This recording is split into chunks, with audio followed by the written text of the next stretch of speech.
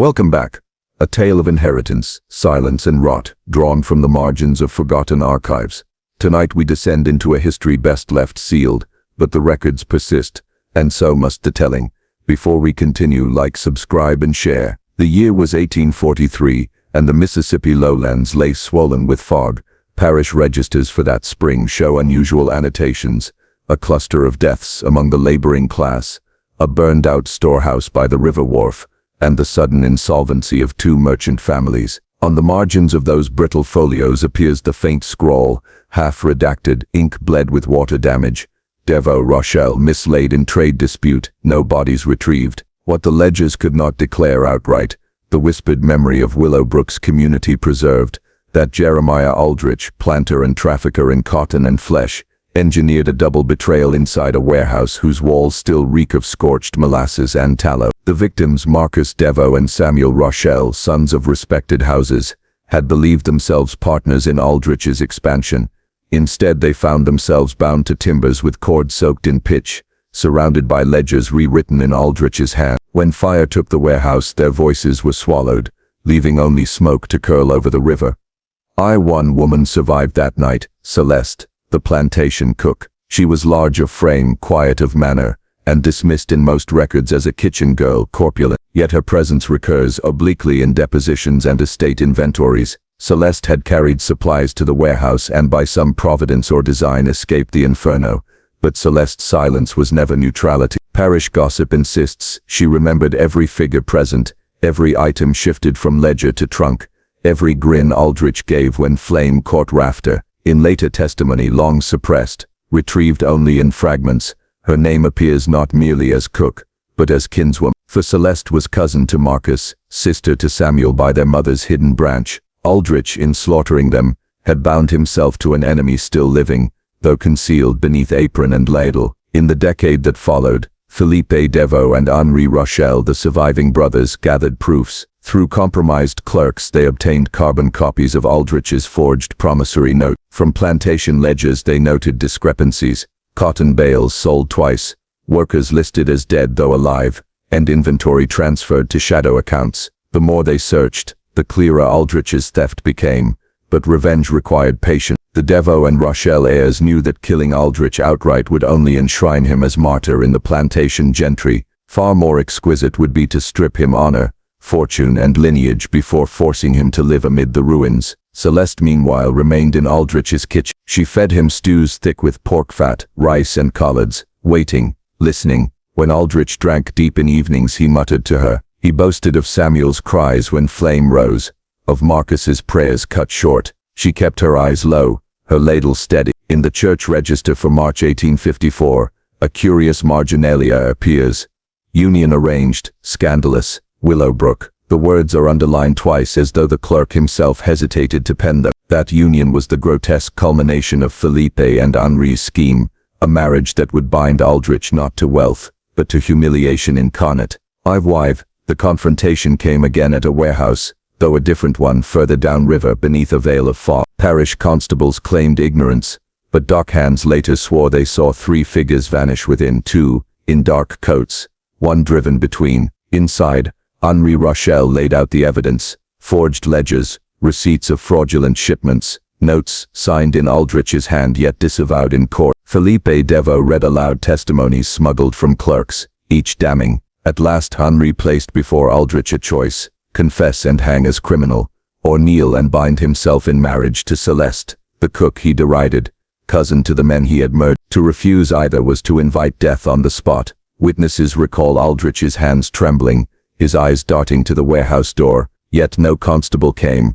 At last, with the sound of river barges groaning beyond, Aldrich whispered his assent. Thus, in the spring of 1854, under compulsion of blackmail and blade, Jeremiah Aldrich stood at the altar beside Celeste. The officiant was no parish priest, but a hired minister pliant to coin. The neighbors came at first in curiosity, then in mounting horror as the vows were spoken. For a planter of standing to marry a cook fat, enslaved and of kin to those he had betrayed, was not merely scandal, but blasphemy to the plantation code.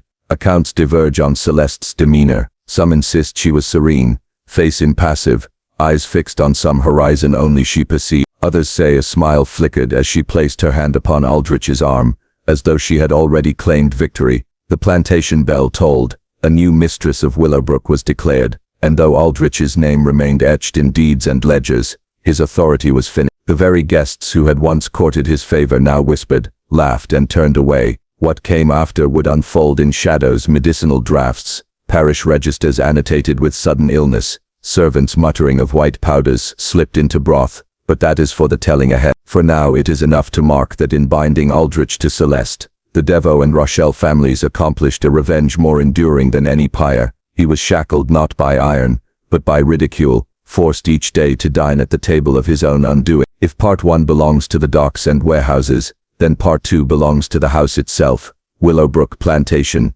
its galleries creaking beneath the swamp humidity, its windows shuttered against both heat and gossip. Neighbors who had once toasted Aldrich at hunts and suppers, now avoided Willowbrook's threshold. Those compelled to call brought token gifts, but their eyes slid to Celeste, the mistress of the house, in a dress too plain, her laugh too guttural, her skin too dark for southern decor. More cutting still were the whispers that passed through church pews. Fat cook, negro bride, kitchen mistress, each word, sharpened by sanctimony, slashed Aldrich's pride. By the summer of 1854 he had taken to drinking alone in his study, a pistol always near to hand. An estate inventory dated May 1854 includes a peculiar marginal note: 2 new service bells wired to dining hall at mistress's request. It was Celeste who ordered them, asserting her dominion in subtle increments. Servants rang for her, not Aldrich. Meals were timed by her discretion. Each night the dining table became a stage of silent warfare. Aldrich, gaunt from whiskey,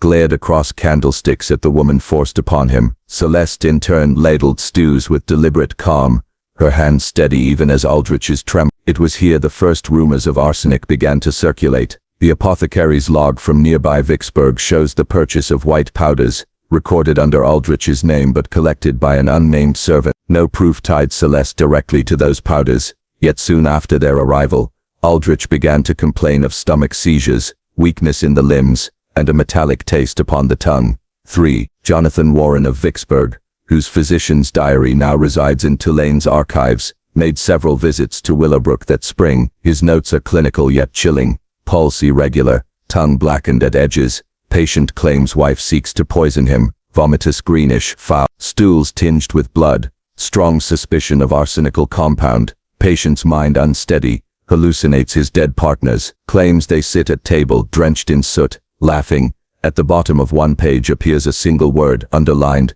derangement. Celeste never contradicted Aldrich's ravings in public. When he shouted that his stew was poisoned, she tasted it herself, chewing slowly, swallowing, then returning to her seat with impassive calm. Parish guests reported the spectacle with disbelief. The man shrieked as if death were seated beside him, while she only ate, smiling faintly as though at a private jest. Thus Aldrich's paranoia became his undoing, for each accusation made him appear mad, while Celeste's serenity disarmed suspicion.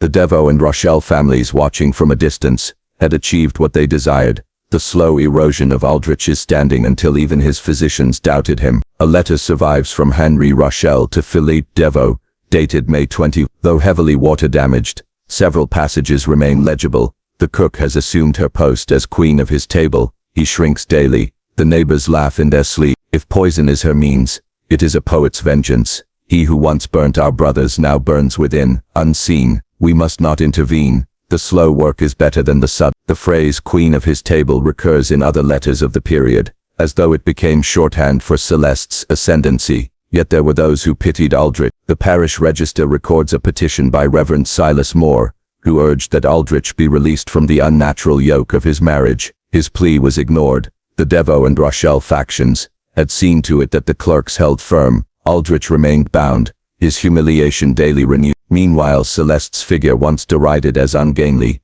took on a kind of grotesque majesty. She moved through the halls with measured tread, keys clattering from her belt, servants bowing. Some whispered she communed with the ghosts of Marcus and Samuel, that their blood ran through her veins and guided her hand. 7.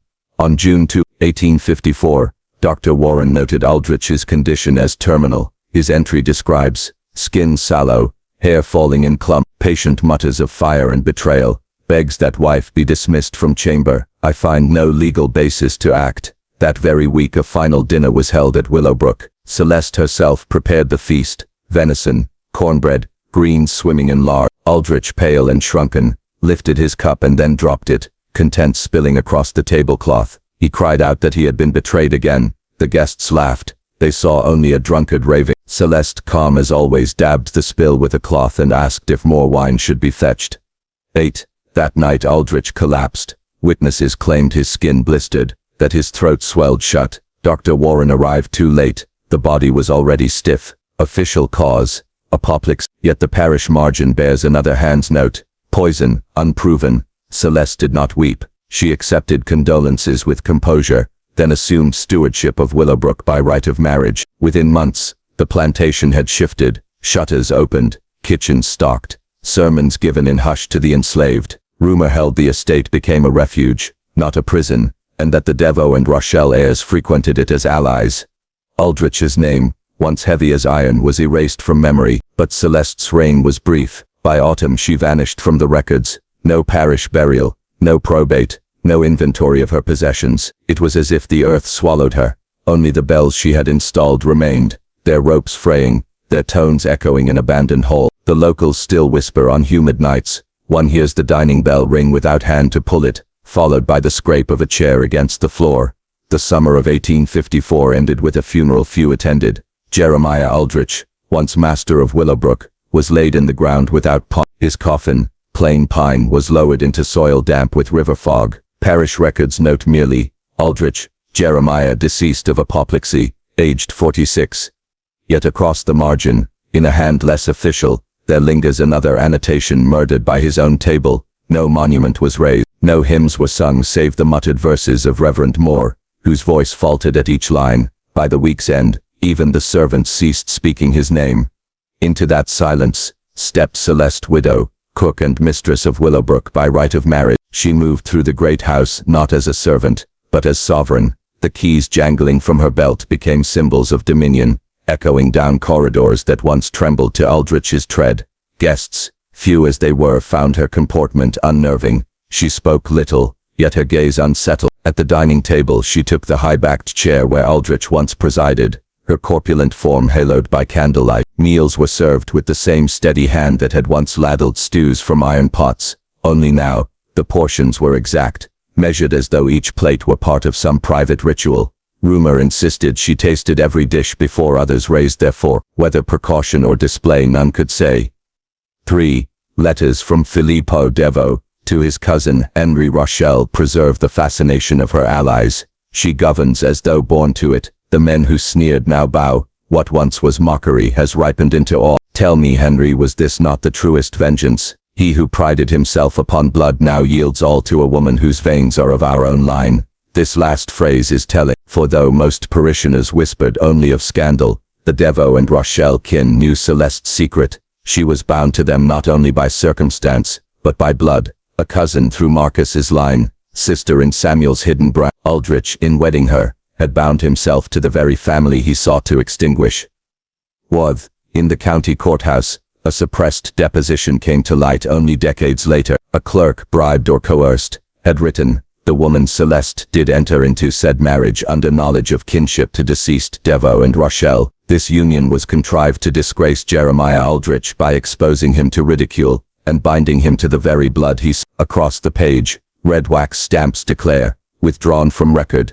It seems the county feared contagion, not of disease, but of scandal. To admit the truth would unravel the polite fabric of Southern inheritance, showing that bloodlines mingled where none wished to confess. Meanwhile, Aldrich's body betrayed further horrors. Dr. Warren's final note in his diary states, "Skin beneath fingernails discolored greenish, stomach lining eroded, residue consistent with arsenical salt." Yet when pressed, Warren recanted, claiming apoplexy alone. Perhaps he was bought. Perhaps he feared implication. His silence entered the record, and the cause of death remained officially natural. But servants told another tale. They swore Aldrich's corpse blackened at the lips. His hair fell in clumps as the coffin was closed. To them poison was certain. For 3 months, Celeste ruled Willowbrook. She opened the plantation's halls to those once barred, mothers seeking refuge, kin traveling by night, voices long hushed by fear. Some whispered Willowbrook had become a sanctuary, a place where the enslaved tasted freedom in stolen hours. For 3 months, Celeste ruled Willowbrook. She opened the plantation's halls to those once barred, mothers seeking refuge, kin traveling by night, voices long hushed by fear. Some whispered Willowbrook had become a sanctuary, a place where the enslaved tasted freedom in stolen hours, but her reign did not last. By autumn of 1854, parish registers fall silent on her name. No burial is listed, no sale of goods, no probate. It is as though she dissolved into the swamp mists, leaving behind only echoes. The bells she had installed still hung, their ropes fraying. Dockmen claimed to hear them at night, clanging faintly when no hand pulled. Hunters swore that upon entering the house, chairs scraped back as though unseen guests rose to greet them. 7.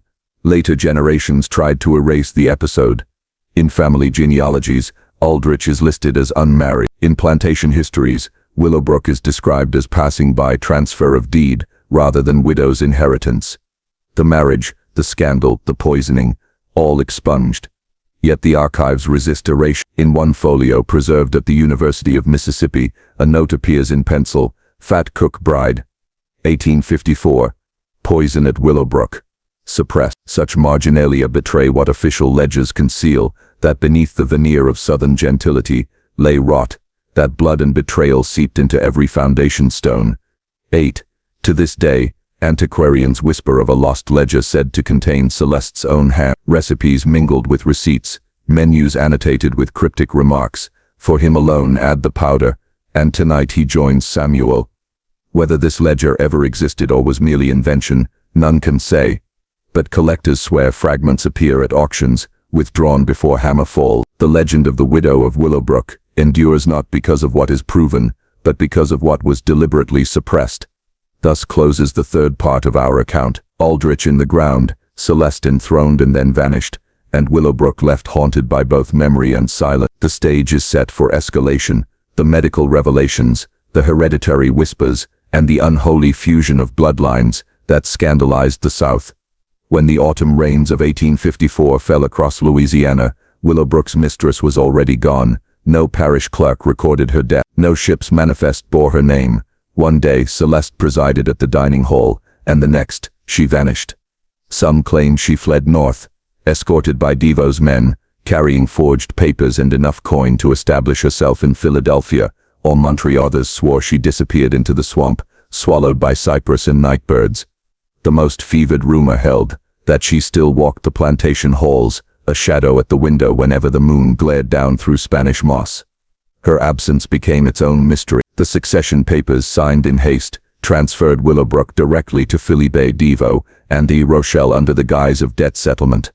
Not a line acknowledged Celeste's widowhood. The law, which had once begrudgingly recognized her marriage, now reverted to its preferred fiction. The fat cook had never existed except as a kitchen hand. The silent funeral of memory. Jeremiah Aldrich's grave grew weeds within. The wooden marker splintered and leaned, then rotted. Parishioners ceased visiting, for there was little to remember. But in ledger after ledger, the erasure spread wider. In genealogies of the Aldrich line, Jeremiah is noted as bachelor. In plantation account books, his death is explained as apoplexy, due to nerves. In court archives, his marriage license is missing entirely, excised as though cut with a knife. Yet the void was too perfect. The gaps themselves whispered louder than record. Why erase a marriage if not to conceal scandal? Why smother a name unless its syllables carried poison? 3. The physician's dilemma. Hamilton Warren, whose trembling hands had tried to revive Aldrich at the fatal dinner, wrote one entry in his private journal, later found by his great-grandson: discoloration about lips, gastric erosion, symptoms consistent with arsenical poisoning. Yet to speak such truth would be to condemn myself. The widow performs grief convincingly. Parish eyes see only madness in him, piety in her. To contradict would end me. But in the official report, Warren wrote merely, death by nervous exhaustion and apoplexy. His reputation endured. His cowardice, preserved in silence, allowed the masquerade of natural death to stand unchallenged. The House of Refuge. Devoe and Rochelle wasted no time. By winter, Willowbrook's plantation house no longer served as ballroom for Louisiana's elite, but but as way station for fugitives. The same halls where Aldrich had once counted bales of cotton now sheltered families tracing the secret road northward. Ledgers disguised as cotton tallies tracked movements. 6 barrels to Natchez meant 6 escaped men ferried upriver. 2 hogsheads to Memphis meant a mother and child passed along the chain. Neighbors suspected nothing. To them, Devo and Rochelle were respectable businessmen, managing a property acquired through debt settlement. The house's unusual traffic wagons at night, shuttered windows by day, was explained as restructuring. Yet, oral traditions among freed families carried the truth. Willowbrook had become sanctuary, its very walls turned traitor to Aldrich's legacy, bloodlines and betrayal. But the most vicious cut was not sanctuary, it was blood. Celeste had revealed the secret to Aldrich in his final moments. Marcus Devo was my cousin, Jeremiah Rochelle was my uncle. I am not servant, but kin, and I was chosen to unmake you. The revelation was devastating. Aldrich had prided himself on purity of stock, parading pedigrees at parish gatherings. Yet the woman he wed, forced by social humiliation, was of the very bloodlines he had sought to destroy.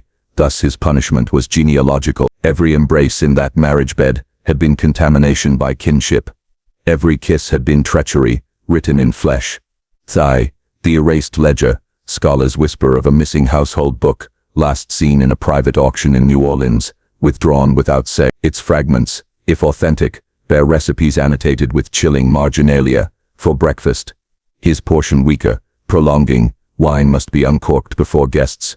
Appearance is salvation. June 18, enough at last. Whether forgery or truth, collectors insist the ink matches the mid-century formula of iron gall. If genuine, it is Celeste's voice preserved, proof of deliberate murder, a diary written in recipes. But like Celeste herself, the ledger vanished. Some claim Devo and Rochelle suppressed it, others that it was destroyed in Reconstruction fires. Its absence adds weight to its legend. 7. The erasure complete. By 1860, Aldrich's name had all but vanished from polite conversation. Plantation society, embarrassed by the scandal, preferred amnesia. Children asked why the Willowbrook house bore no portrait of its founder. Parents replied with vague shrugs. Even his tombstone was lost. When surveyors mapped the cemetery after the war, they found no trace. The soil had swallowed him, or perhaps his kin had removed the marker in shame. What remained were only whispers. The plantation owner, who wed his cook, the madman poisoned at his own table, no longer Jeremiah Aldrich. Entrepreneur and slave trader, only Jeremiah Aldrich, object of ridicule. Eat. Echoes in the archive. Still, the archives mutter. At Tulane, a folio holds marginalia, in a clerk's hand. Cook bride. 18. At the Library of Virginia, a correspondence mentions Devo's triumph at Willowbrook, the fool undone by his own kitchen. The official narrative remains apoplexy. The suppressed record, poison. Between them lies the truth, that Aldrich's destruction was not one act, but 11 years of calculated vengeance. Night. Transformation of Willowbrook. After the war, Willowbrook no longer existed as Plantation. Its lands parceled, its house repurposed, its name forgot. Freedmen who once sought sanctuary there passed down its story as myth, of a house where a widow fed poison by night and freedom by dawn. Some swore the bells Celeste had installed still rang in storm winds, though no rope remained. Others swore to see her figure at the window, heavy-set, apron-tied, watching silently as wagons creaked away toward liberty. Judgment without court. What makes the Willowbrook tale endure is not merely the poison, or the scandalous marriage. It is the perfection of its symmetry. Aldrich stole fortunes. His wealth was stripped and redirected to the families of his victims. Aldrich prided himself on blood. His bride revealed herself as kin to those he wronged. Aldrich wielded power through law. His downfall required no judge, no jury, only patience. His punishment was absolute erasure. Unlike other men who left monuments, his memory was scoured clean. He became less than forgotten. He became a cautionary rumor. Nay, the final lesson. In societies where courts serve only the powerful, justice finds darker channels. Devo and Rochelle achieved what no tribunal would dare: execution without trial, inheritance inverted, history rewritten. They used Aldrich's own table as gallows, his own marriage as noose, his own house as monument to freedom. Thus, Jeremiah Aldrich died not merely of poison, but of irony, his empire unmade by the very instruments he forged: debt, blood, marriage and appetite. Act 12. Epilogue. Today, Willowbrook is gone, reclaimed by kudzu and silence. But the story persists in footnotes, in parish gossip, in auction whispers of a missing ledger, and always the refrain remains. He married his cook, she fed him poison. The South watched, astonished. Reconstruction silence. The Civil War swept across Louisiana like locusts, but Willowbrook lay strangely untouched. Union officers, quartered in the house, left only brief notes. A fine mansion, though curiously barren of family portraits. None knew its history, none asked why the hearth smelled faintly of herbs and bitter almonds even decades late. In Reconstruction, when planters clawed to restore their reputations, the Aldrich name was quietly discarded. By 1870, even distant cousins called themselves by married surnames, avoiding the stain. To speak of Jeremiah was to invite ridicule, but among freedmen, the story thrived. Passed from cabin to cabin, it became a parable of poetic justice. The master who was made to eat his pride and choke on it. The fat cook, who brewed vengeance like gumbo. The house that turned from prison to passage, where the white South practiced erasure, the black South preserved memory. The cook bride as folklore. By the 1880s, the tale had shifted from history to folklore. Preachers told of the cook bride who struck her master down with a meal so rich it rotted his insides. Children whispered that if you stared into a boiling pot too long, her reflection would appear. Versions multiplied. In one, she fed him poison night after night until his very veins turned green. In another, she never fled Willowbrook but remained entombed in the kitchen, forever stirring. Some claimed she wore her wedding dress until it yellowed, greeting travelers at crossroads, offering bread laced with arsenic. Each variation bent toward the moral: oppression begets ruin, and justice may wear an apron. Attempts at sanitization. Southern historians of the late 19th century tried desperately to bury the tale.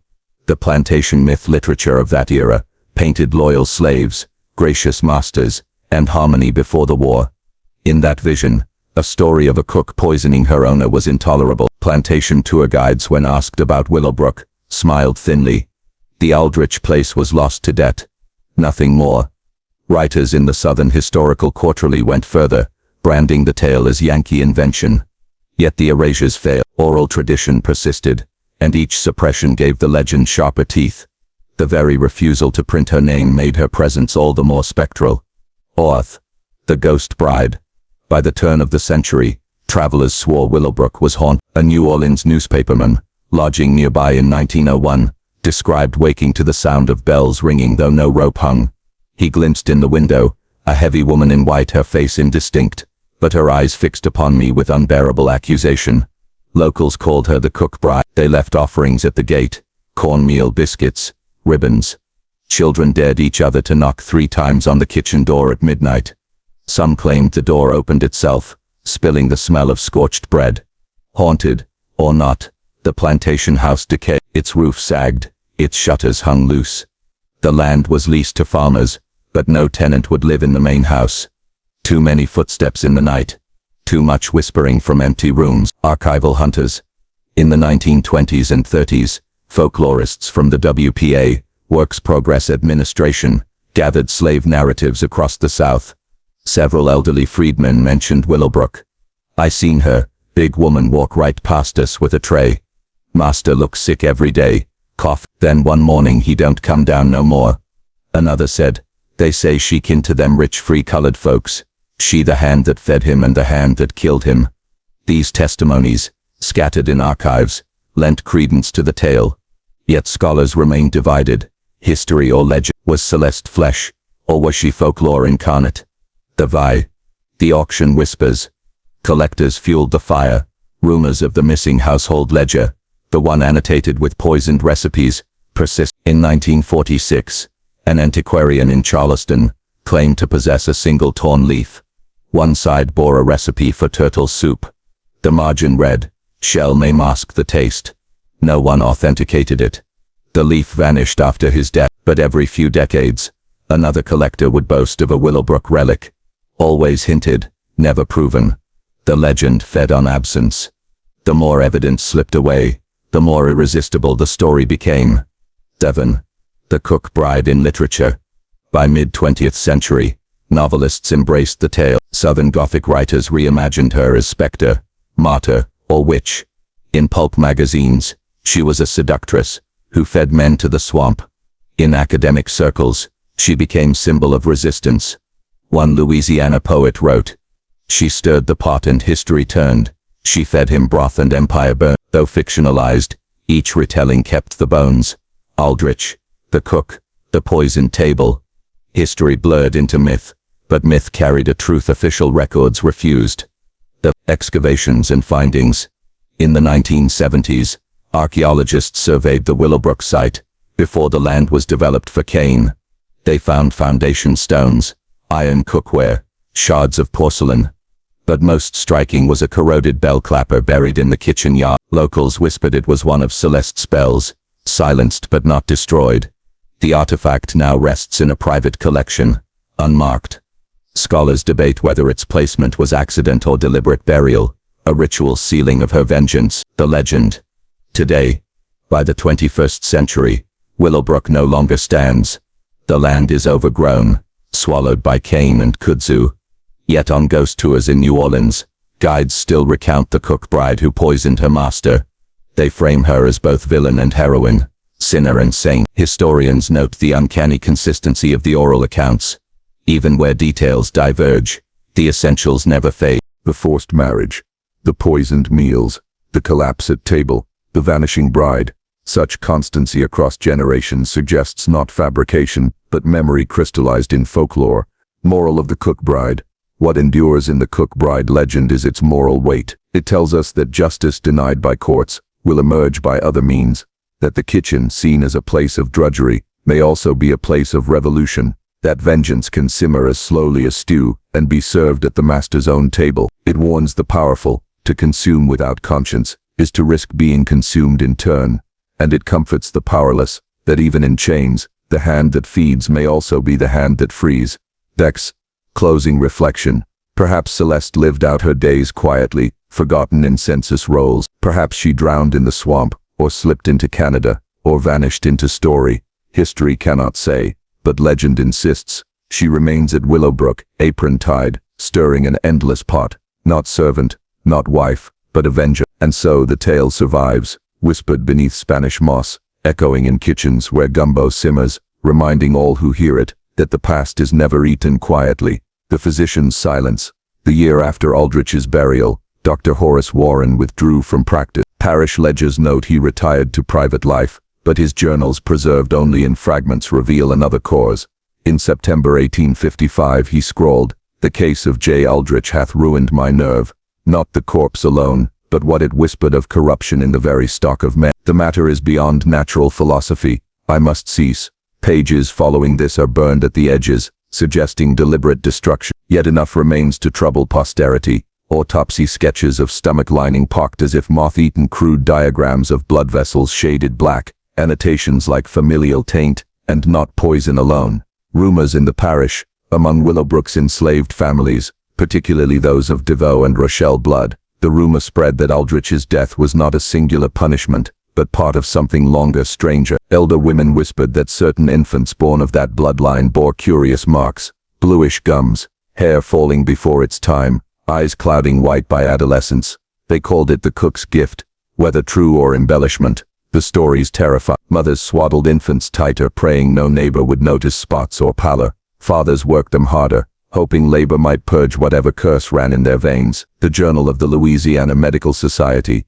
In the spring of 1856, the Transactions of the Louisiana Medical Society printed a peculiar note, unsigned, a case reported from St. Martin Parish, concerning degeneration in a family of mixed blood, suggests peculiar hereditary malignancy. Symptoms: premature balding, collapse of teeth, wasting of flesh though appetite remains strong. In one instance, collapse of the heart occurred after ingestion of common broth. Further inquiry advised. No follow-up appeared. Later copies of that volume were found with the entire page excised. In library records the margin reads, "Removed by order, 1857. Filippi wrote to his cousin Henry Rochelle in 1858, "It astonishes me, cousin, how the shadow lingers. Jeremiah is gone. Yet in the children we see signs he carried away nothing but left behind all. One girl coughs blood at 10, another shrinks in the bones before womanhood, and always they whisper the cook bride is outdone. I fear for us, Henry, the rot is not in the soil but in the marrow. Henry replied, but the paper is heavily water damaged, only fragments survive, not malady of chance, bred deliberate, she knew. Speculations of deliberation, some began to suspect Celeste had not only poisoned Aldrich, but selected her victims with unnerving care. She had married into his name, claimed his house, and vanished before consequence. But had she also planted a deeper legacy? An old inventory lists her kitchen implements, ladles, pestles, bottles of calomel and blue mass, both mercury-based medicines, a vial of laudanum, and several jars unlabeled. Scholars note that with such apothecary knowledge, she could administer not merely poison, but substances that alter blood across generations. Folklore insists she studied recipes like grimoires, weaving herbs with minerals, feeding entire families slow corruption under guise of nourishment. Whether fact or invention, the suspicion clung like mildew. There were archival gaps. By 1860, Willowbrook's records become patchwork, pages torn, wills unsigned, baptismal rolls missing infants. Each absence feels deliberate, as if clerks colluded in burying a truth too noxious for paper. One ledger bears the red stamp, withdrawn for confidential review, property of parish commission. Across the blank space, a faint pencil scrawl survives, inheritance poison, not to be repeated. The phrasing chills, not inheritance of poison but inheritance poison itself, as though corruption were a transmissible substance, a tincture of lineage. Devon, the collapse of memory. After the Civil War, surviving descendants of the Devo and Rochelle branches scat. Some sought new names, others fled north, yet everywhere their testimony falters. Interviews with their grandchildren reveal eerie blanks. My grandmother never spoke of those years. If we asked, she turned white and left the room. Another said, there was a trunk locked. We were told never to open it. When we pried it was empty but smelled of vinegar and ash. Historians debate, were these gaps simple trauma, or signs of deliberate gaslighting, self-imposed, forgetting to escape contagion of memory? The widow's last trace. No census lists Celeste after 18. Yet in 1871, a boarding house register in Natchez contains an entry. C. Ald. Widow. Cook. The handwriting trembles. The ink blots. Nothing else survives. Was this her, or another woman borrowing a name already infamous? If it was she, then she lived 17 years beyond her vanishing, silent, watching her legend spread. Perhaps she read of Aldrich's disgrace in newspapers, smiling faintly. Perhaps she bore witness to the hereditary sickness whispered among kin, but no further trace remains. The theories of modern historians. Contemporary scholars split into camps. Medicalists argue the inheritance poison was congenital syphilis, or arsenic exposure in childhood. Folklorists claim the symptoms are symbolic, mythologized as a curse. Archivists insist the very gaps prove conspiracy, that officials excised evidence too damning for antebellum society. One striking article from Southern Archives Review 1998 concludes, whether Celeste brewed poison or not, her act lingers in the marrow of memory. The erased pages, the blotted names, the missing infants, all testify not to fiction, but to fear. X. The weight of inheritance. So the tale of Willowbrook shifts from murder at table to something more enduring. A single poisoned meal becomes an emblem of poisoned bloodlines, of inheritance warped by vengeance. And in this light, Aldrich's fate seems almost merciful. He choked and died swiftly. His descendants lingered, withering slowly, coughing blood into handkerchiefs, their bodies carrying the whisper, the cook bride is not done. Thus ends Part 6, the medical revelations, the hereditary suspicions, the archival horror of Willowbrook. The ground is laid for the true climax, confrontations with buried cover-ups, lost ledgers, and the final collapse of a family cursed by both blood and memory. The vanishing of ledgers. By 1862, parish officials began to complain of lost papers concerning Willowbrook, yet witnesses swore they had seen the books only weeks before, stacked neatly in the courthouse vault. When checked again, entire volumes had vanished. Tax rolls from 1853, probate records for Jeremiah Aldrich, even baptismal registers of enslaved The explanation offered, misplacement during wartime disorder, rang hollow. The missing tomes were not random but surgical, excising only what concerned Aldrich, Celeste and their entanglement. One deputy clerk, old and drunk in later years, confessed to a minister, "They told us burn it, all of it, or the parish would rot, so we burned." The Commission of Inquiry. In 1866, with Reconstruction officials auditing Southern estates, a special commission of inquiry reviewed Willowbrook. Their minutes, surviving in fragments, are chilling. Subject: property tainted by scandalous marriage and rumored poisoning. Reputations of gentlemen of this parish at stake. Recommended that materials be sealed, names altered, and the event described as domestic misfortune. One commissioner, Judge Alphonse Girard, scrawled a dissent. We hide not a misfortune but a crime. This silence will poison the future more than Celeste's cooking ever did. His words were struck from the official minutes, but penciled into his private notebook, preserved only because his granddaughter later donated it to Tulane. The scratched-out Bibles. Among plantation families, the most reliable genealogical records were family Bibles, names written in careful copperplate. But when modern historians examined the Rochelle and Devo Bibles, they found entire pages violently scratched with knives, leaving scars in the paper. On one page the ink faintly remained, Celeste, wife of, then gouged beyond recognition. Another bore half a name, Joe, Alt. Why mutilate a Bible, unless the very presence of that name was intolerable? Wife. Witnesses silenced. Some who had attended the grotesque wedding attempted to speak years later. An old planter, writing in 1870, recalled, I saw the cook stand in white. I heard the vows. I signed as witness. But when I told the story after, men grew red-faced and warned me hush, lest my own property be doubted. Others never spoke again. The widow of one guest allegedly destroyed her husband's diary after his death, fearing contagion of memory. The fear was not only of scandal, but of contagion, as though the act of recalling Celeste's marriage could infect families with her curse. The banking records and bribes. A more material cover-up involved the Devo and Rochelle heirs inherited Aldrich's debts, but those debts were quietly absorbed by Crescent City Bank. In exchange, the bank demanded silence. An unsigned letter, preserved in the bank's vault, lays it bare. We purchase not merely debts but discretion. The matter of Willowbrook shall not stain Louisiana's credit. Papers relating to said property will be destroyed, and heirs compensated provided no mention is made of the union or its issue.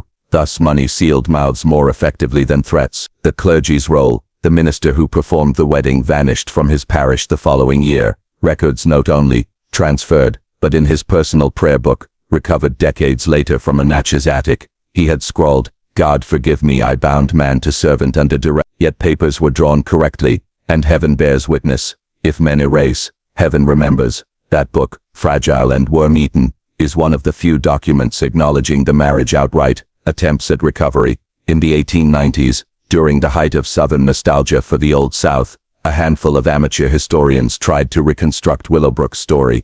They encountered blank walls. One complained in the Louisiana Quarterly, everywhere the same silence, as if the earth itself had swallowed the records. Courthouse books eaten by worms, family Bibles slashed, letters missing from trunks. Even the elders shake their heads and say only, some things best left. It is an enforced amnesia, thick as swamp fog. His article was suppressed. Subscribers received copies with the page missing, excised before posting. The last heir's cry. In 1912, a supposed Rochelle heir petitioned the courts to restore the truth of Willowbrook. He claimed his grandmother was Celeste's daughter, born of Aldrich's household. He demanded recognition and property. The court dismissed him with contempt, declaring no such marriage had ever legally existed. When he presented fragments of the scratched-out Bible, the judge ruled them forgeries. 3 weeks later, that heir was found drowned in Bayou Teque, pockets filled with stones. The parish paper called it melancholy suicide. Descendants whispered murder. Academic evasions. Even modern historians tread carefully. Some describe Willowbrook as apocryphal, despite abundant circumstantial evidence. Others admit its reality but frame it as local folklore exaggerated by memory. Yet why then the scorched journals, the excised medical papers, the mutilated Bibles? Why would entire institutions conspire to erase an event, unless that event had indeed occurred, and threatened the very notion of antebellum respectability? The cover-up, as horror. Thus the true horror of Willowbrook is not only the forced marriage, the poisoned supper, or the hereditary sickness. It is the deliberate burial of truth, the collusion of judges, bankers, priests and families, to erase Celeste's name from every page. Her revenge extended beyond Aldrich's body. It rotted memory itself, leaving gaps where history should be. Every missing ledger, every blacked-out name, Every drowned air testifies that her presence endured not in flesh but in silence, and silence in Louisiana was the deadliest inheritance of all. By the early 20th century, the official record of Willowbrook had been all but obliterated. Parish archives bore no trace, genealogies had been doctored, and family Bibles mutilated. Yet truth has a way of surviving, not on paper but on tongues. Black families in the cane fields carried the story, murmured in kitchens, and sung low in field chants. The cook that wed, the master that bled. The refrain passed like contraband, disguised in work songs so overseers mistook it for nonsense. By 1920, folklorists collecting Creole tales in the bayous were startled to hear variations of the same account: a cook who wore white, a master who drank his last, and a curse that fattened or wasted those who carried the blood. The curse of eating. One recurring motif in these oral tales was the curse of the table. Families whispered that Aldrich's descendants could not eat without consequence. Either they swelled grotesquely, like geese stuffed for market, or they withered despite abundance. A midwife in Iberia Parish recalled, "They say if a Rochelle sits to eat, she eats twice, once for herself, once for the cook that died, and if she forgets to say grace, the food turns to ashes in her mouth." Children of nearby plantations were warned against stealing biscuits from kitchen. "The fat cook will follow you," they were told, "and feed you till your belly bursts." 3. Kitchen hauntings. Legends soon localized around abandoned kitchens. One ruin in particular, the collapsed cookhouse of Willowbrook, was said to harbor her ghost. Hunters swore they saw a plump woman in a torn bridal dress stirring an iron pot that never emptied. A veteran of the Great War, home in 1919, wrote to his cousin, "I went through the old place at dusk. The roof caved in, vines all over, yet there was smoke rising from the chimney, and the smell of onions and pork. When I stepped close, there was no fire, no pot, only a white rag like a veil snagged on the hearth." The cousin refused to publish his letter, fearing ridicule, but it remained folded in his trunk until discovered by descendants in the 19th. The Song of Celeste. Among black congregations, the story shifted into hymn. One version, recorded on wax cylinder in 1935, held the refrain, "Celeste in white, Celeste at night, feeds the master, feeds the fight, one by blood, one by bone, never let the truth be known." Scholars dismissed it as allegory of slavery, but elders swore it referred to a real woman whose marriage had been erased by white hands. The Traveler's Tale. By the 1940s, truck drivers hauling cane along the bayous reported a strange roadside apparition. A heavy-set woman in a soiled bridal dress would appear near Old Willowbrook, waving them down as if for a ride. One driver swore he stopped for her in 1948. She climbed up, smiling, said she was hungry. I offered her a sandwich. She took it, ate it whole, wrapper and all. Then she asked, "You reckon you're kin?" I laughed, said I wasn't. She looked at me sharp, said best hope not. Next I turned, she was gone. Cab door still locked, sandwich wrapper still in her lap. His testimony circulated among truckers, who dubbed her the Hungry Bride. Descendants in denial. Meanwhile, Rochelle and Devo families, still prominent in New Orleans society, dismissed the tales as superstition, yet whispers clung. One society matron, when asked about Willowbrook at a dinner in 1956, grew pale and snapped. That woman never existed, but servants in her house swore otherwise. They claimed she refused to keep a cook heavier than 120 pounds, fearing that fatness in the kitchen might call Celeste back. Another heir, secretly ill with gastric troubles, paid doctors in Houston to keep his records sealed. He told friends, "Better they think I drink too much than know what's in my blood." Vevon. The Folklorist's Notebook. In 1972, folklorist Dr. Henry Lawton visited Iberia Parish to collect Creole ghost tales. Among the stories he gathered, the Hungry Bride dominated. His notebook records, "She comes when you eat after dark. She stands by the table smiling, hands folded. If you offer her food, she takes it. If you do not, she takes you." Dr. Lawton attempted to trace the story's origin. He interviewed elderly black residents who insisted, "It wasn't no story, it happened right there. White folks burned the books, but we remember." The House That Wouldn't Stay Empty. Attempts to redevelop the Willowbrook property failed repeatedly. Investors in the 1980s announced plans to build a subdivision, but workers fled after reports of food spoiling overnight, milk turning to curd, bread molding within hours. One contractor said his men heard pots clanging in the gutted kitchen, though no one was inside. Another swore a woman's laughter echoed through the sugarcane at dusk. The project collapsed, The land remains overgrown, marked only by the stone foundation of the house and the cracked hearth of the cookhouse. Locals call it Celeste's Corner. The ghost is justice. In these stories, Celeste is not a passive phantom, but an active judge. She demands recognition from descendants, punishes gluttons, rewards the hungry poor. A farmer claimed he once left cornbread on the hearth as an offering, and the next day his sick child recovered. A thief who stole cane from the land was found swollen and purple, belly hard as wood. Thus the erased bride returned in spectral form, wielding the very tools once used to mock her kitchen, food, body, as instruments of justice. Folklore's survival. The final irony: what courts and banks erased, folklore preserved. Though her name was stricken from Bibles and ledgers, it lived on in songs, roadside apparitions, and kitchen hauntings. History silenced Celeste the woman, but folklore birthed Celeste the ghost, fat cook turned hungry bride, who lingered long after the last cane harvest. Her revenge was enduring. While Aldrich's line dwindled and Rochelle heirs fought over scraps, Celeste thrived in whispers, every pot bubbling in the night a reminder: the cook still feeds, the cook still waits. And so Part 8 closes not with silence, but with a voice carried in kitchens across Louisiana, simmering like gumbo, impossible to erase. The ghost industry arrives. By the 1990s, ghost tourism had become a thriving trade across Louisiana. Louis Cemetery tours, plantation hauntings, even riverboat seances, all marketed to visitors craving gothic southern spectacle. It was inevitable that Willowbrook would surface. A local historian in Lafayette mentioned the hungry bride during a radio in. Within months, a cable TV crew arrived, promising to film the most haunted kitchen in America. They found only ruins, ivy swallowing hearthstone, cane fields rustling where parlors once stood. Yet when cameras rolled, audio captured a sound like a ladle scraping iron. Crew members swore the smell of onions and pork drifted in despite the empty air.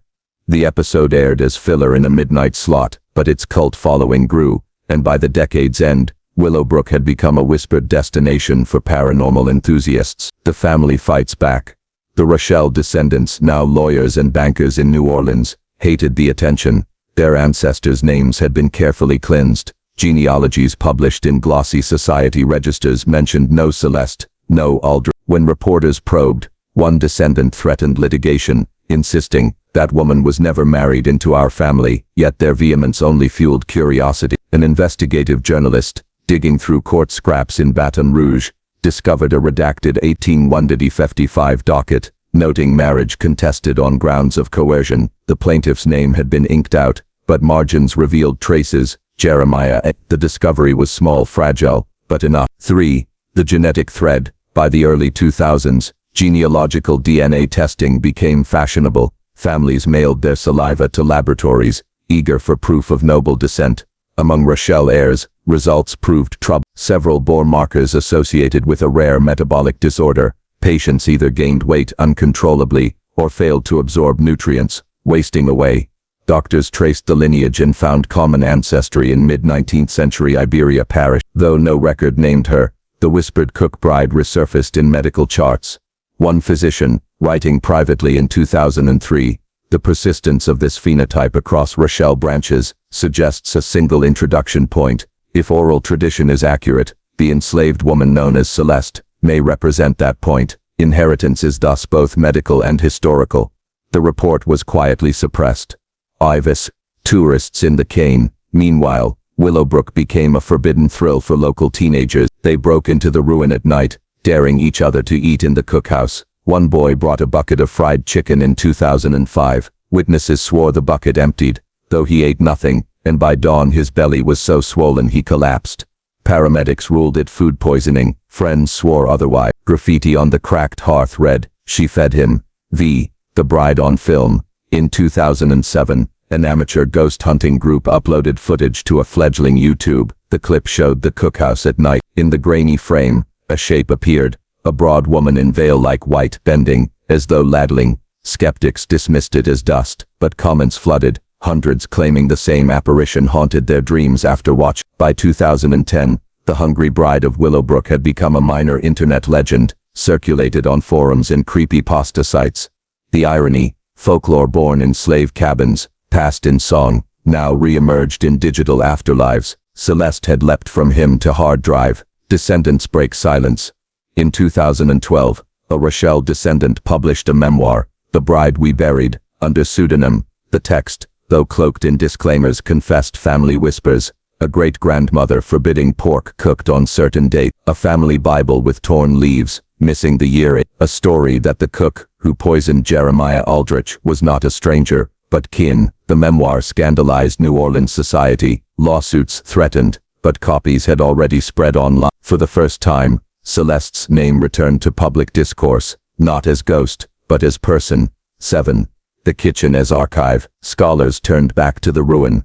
Archaeologists dug at Willowbrook in 2015, under the pretense of plantation study. Beneath the cookhouse, they unearthed shards of crockery, iron ladles, charred bone, but the most chilling find was a fragment of porcelain plate etched faintly with initials, CD. Speculation divided. Celeste Devo, or Celeste Devo, or simply coincidence, yet the timing fit. The shard was dated to the mid-19th century. The site was resealed. The shard disappeared into a museum drawer, mislabeled as domestic ware, c. 1850. The archivist's confession. A final spark came in 2018, when an archivist in Baton Rouge retired and released a private memoir. He admitted to decades of suppressing materials, among them, a torn parish register entry reading, March 1854, Jeremiah Aldrich, marriage to Celeste, the rest blacked out, ink thick as tar. I was told never to catalog it, but I copied it once, and kept it. If you read this, know that the ghost is real. History itself is what she haunts.